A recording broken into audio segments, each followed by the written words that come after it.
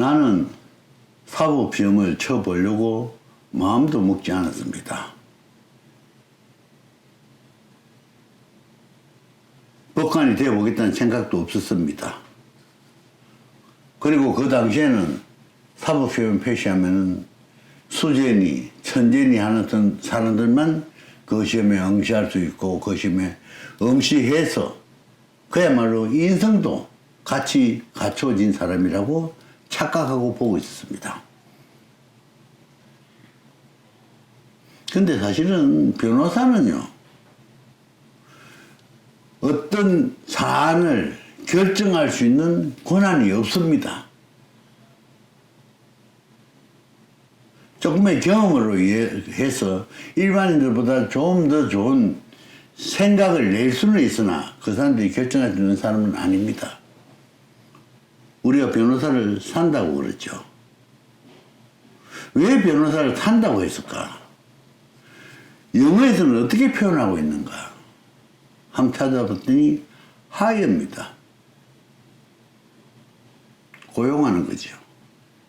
돈 주고 고용하는 사람들입니다. 그런데 요즘 우리 세상에는 변호사 만능주의가 됐는지 이 변호사라는 자격 하나 가지고 정치, 경제, 사회, 문화, 교육 모든 분야에 통달한 사람인 것처럼 헛소리를 하고 있습니다. 변호사라는 사람이 수임료를 받아서 장사하는 사람 됩니다. 장사보다 더 못한 사람인지 모르죠.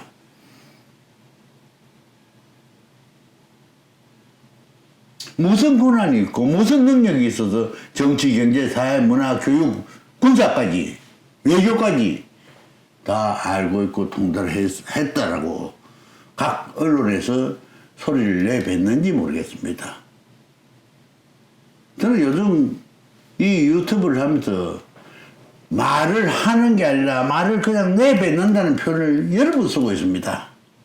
생각 없이 합니다. 남은 거 빌려서, 남은 거 좀 얻어서, 신문 보고, 방송 듣고, 그 중에 좀 공부했던 놈 남의 책 한두 권 읽어서 내뱉고 있고, 시부르고 있습니다.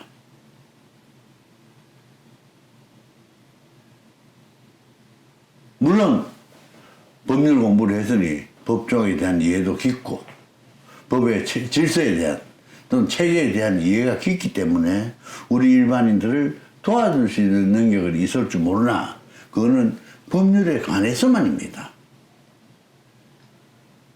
법률은 우리 민중을 이끌고 갈 수 있는 존재가 아닙니다.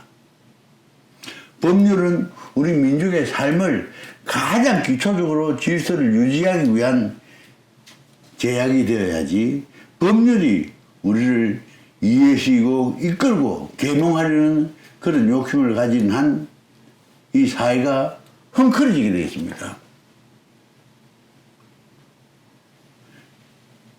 적폐청산을 이야기하면서 일제 적폐청산, 잔재청산을 이야기하면서도 그 짓을 하고 있는 것은 일제 적폐가 아니고 일제가 잔재가 아닌 거라고 생각하는지 이게 적폐인지 잔재인지조차도 인식도 못하고 있지 않나 싶습니다.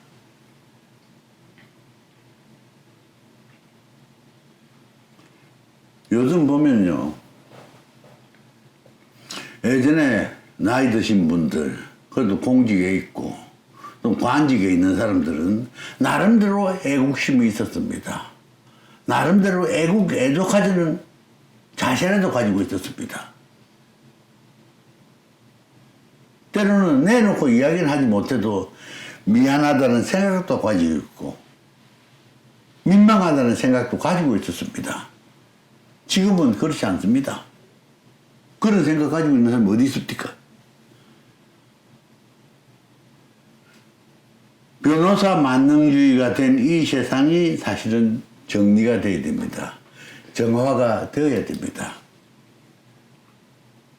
왜 지금 중국 정치가 중국이 어지럽다 여러 가지 소리가 나고 있습니까? 저는 옛날에 어떤 중국의 대학 교수한테 이렇게 말한 적이 있습니다.